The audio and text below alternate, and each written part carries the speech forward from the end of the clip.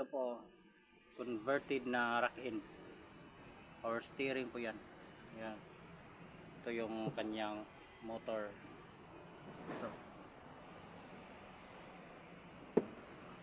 Naputol po. Dahil hindi masyadong na sisild yung kanyang pagka-convert.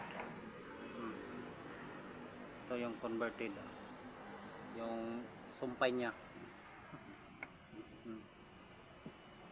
naputol nung tinanggal natin sa sasakyan.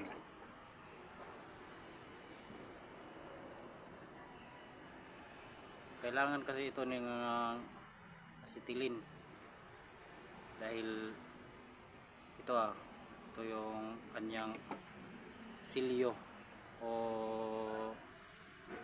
anong tawag dito, kayo na nang bahala magpangalan kung ano ito.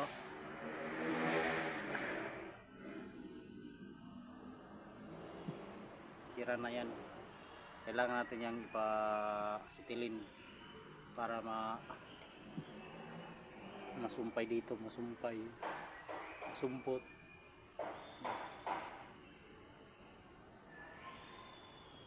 Dapat fully wheeled ito kasi sa manubila ito nakabase. Dito yung labas masok yung kanyang bar.